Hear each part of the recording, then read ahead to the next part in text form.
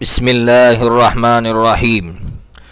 الحمد لله رب العالمين الرحمن الرحيم مالك يوم الدين، والصلاة والسلام على أشرف الأنبياء والمرسلين وعلى آله وأصحابه الصادقين المعلمين المبلغين ومن تبعهم بإحسان إلى يوم الدين. أما بعد، بہت سے لوگ اس وقت یہ سوال کر رہے ہیں کہ کورونا کے پھیلانے میں یہودیوں کا رول ہے یا نہیں ہے. یاد رکھیے، ہم مسلمان ہیں، ہمارا ایمان ہے کہ دنیا میں کوئی بھی چیز اللہ رب العزت کے ارادے اور اللہ کی چاہت کے بغیر نہیں ہو سکتی. اس لیے دنیا میں اگر یہ بیماری پھیلی ہوئی ہے تو اللہ رب العزت کے ارادے سے پھیلی ہے. ہاں، یہ بات ضرور ہے کہ اللہ رب العزت کا ایک قانون ہے کہ اللہ تبارک و تعالی کچھ چیزیں ڈائریکٹلی بھیجتے ہیں اور کچھ چیزیں انڈائریکٹلی یعنی کسی کو واسطہ بنا کر بھیجتے ہیں. ماہرین کا یہ کہنا ہے کہ یہ جو بیماری ہے اللہ تبارک و تعالی نے یہودیوں کو واسطہ بنا کر بھیجی ہے. اب سوال یہ ہے نوجوانوں کے دماغ میں کہ آخر یہودیوں کو اللہ تعالیٰ نے کیوں اتنی طاقت دے رکھی ہے. بہت بڑا سوال ہے کہ ایک چھوٹی سی قوم، تعداد بھی ان کی کم، بزدل قوم، ذلیل گھٹیا قوم، آخر اتنی بزدل اور گھٹیا قوم کو اللہ تعالیٰ نے اتنی بڑی طاقت کیوں دے رکھی ہے؟ تو اس کا جواب سیدھا سا اور صاف یہ ہے کہ اللہ تبارک و تعالیٰ ہمیں یہ کہنا چاہتے ہیں کہ یہ بھی نبیوں کے بیٹے تھے اور یہ ان کو ہم نے دنیا میں حکومت کا سب سے زیادہ موقع دیا، لیکن ان کے اندر کچھ بیماریاں پیدا ہو گئی تھی جن بیماریوں کی وجہ سے ہم نے ان کو ذلیل و خوار کیا. آج وہی بیماریاں تمہارے اندر داخل ہو گئی ہے. جب تمہارے اندر یہ بیماریاں داخل ہو گئی ہے تو ہم نے اسی قوم کو، جس قوم کے اندر یہ بیماریاں تھی جس کی وجہ سے وہ ذلیل ہوئی، اسی قوم کو ہم تم پر مسلط کر رہے ہیں تاکہ تمہارے اندر یہ احساس پیدا ہو کہ ہم ان بیماریوں کی وجہ سے آج ذلیل ہو رہے ہیں. آج اگر ایک ذلیل قوم ہمیں نچا رہی ہے اور ہمیں ستا رہی ہے تو اس کی وجہ صرف یہی ہے کہ وہی بیماریاں ہمارے اندر در آئی ہے، گھس آئی ہے. کون سی بیماریاں ہے وہ؟ سب سے پہلی بیماری جو بنو اسرائیل میں یہودیوں میں تھی وہ اللہ کی نعمت کی ناشکری تھی. کیا اس وقت اس امت کے اندر اللہ کی نعمت کی شکری نہیں ہے؟ میں سب سے بڑا یہ سوال کروں اگر امت سے کہ امت کو اللہ تعالیٰ نے سب سے بڑی نعمت صلاحیت کے طور پر عطا فرمائی تھی، یعنی صلاحیت یہ اللہ کی سب سے بڑی نعمت تھی. آج امت نے اپنی صلاحیتوں کا استعمال کیسے کیا ہے؟ کیا دھابے نہیں بنا رہے ہیں مسلمان؟ کیا آج مسلمانوں کی صلاحیتیں کھانوں کے پیچھے نہیں لگ رہی ہیں؟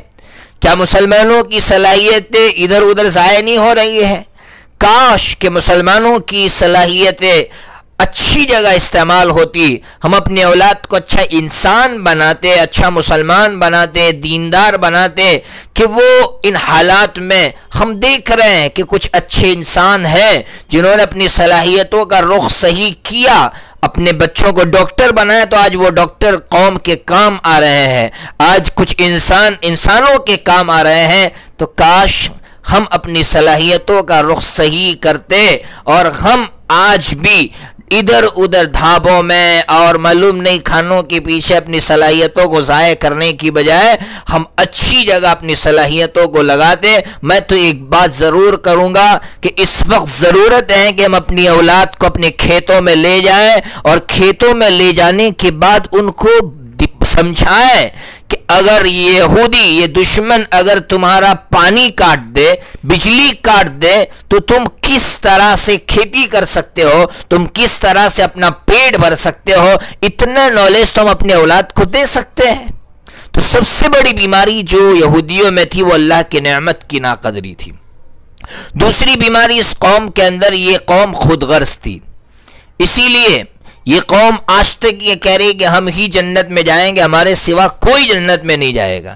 کیا یہ بیماری ہمارے اندر نہیں ہے؟ ہم مسجدوں کے اندر دیکھ رہے ہیں کہ 80% لوگ یہ کہہ رہے ہیں کہ بھائی اے سی کی ضرورت نہیں ہے، لیکن یہ شخص آتا ہے اپنی وجاہت کی بنیاد پر اے سی چالو کرتا ہے۔ یہ خود غرضی نہیں ہے تو اور کیا ہے؟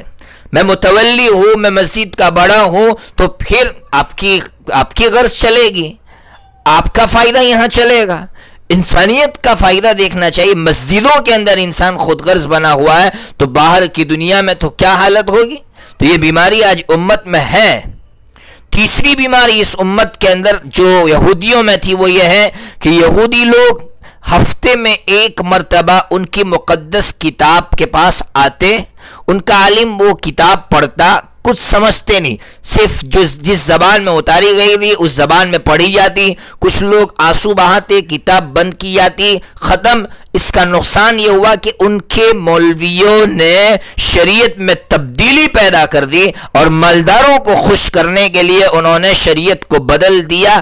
آج بھی یہ بیماری اس امت کے اندر ہے کہ آج امت کی جو مقدس کتاب ہے قرآن مجید، اس کے ساتھ یہی ہو رہا ہے۔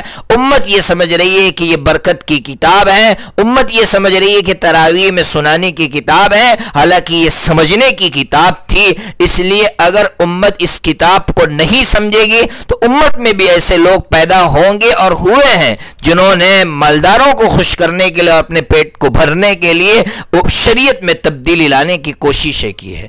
اس لیے اس بیماری سے نکلنے کی ضرورت ہے اور ہر مسلمان کی ذمہ داری ہے کہ وہ قرآن مجید کو سمجھے۔ اسی طرح اس یہودیوں کے اندر یہ بیماری تھی کہ وہ اپنے آنکھوں سے اللہ کے عذاب کو دیکھ چکے تھے، اس کے باوجود سنبھلنے کا نام نہیں لے رہے تھے۔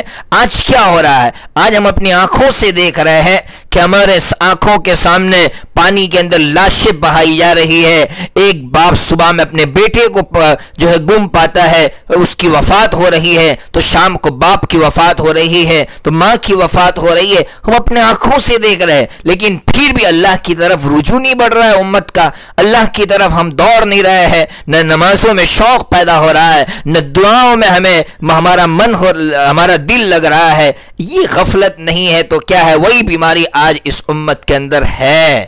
اسی طرح ایک بیماری ان کے اندر تھی کہ اللہ کا حکم وہ کبھی بلا چوں چرا کبھی قبول نہیں کرتے تھے، بس سائنٹیفک ریزن تلاش کرتے تھے۔ کیوں آج امت کی یہی حالت ہو گئی ہے۔ اور بھی بیماریاں ہیں۔ اللہ تبارک و تعالی سے دعا کرے کہ اللہ تبارک و تعالی اس امت کو ان بیماریوں سے نجات عطا فرما کر اللہ نے قیادت کے لیے جو ہمارا انتخاب فرمایا تھا، دوبارہ اللہ ہمیں قیادت کے لیے قبول فرمائے۔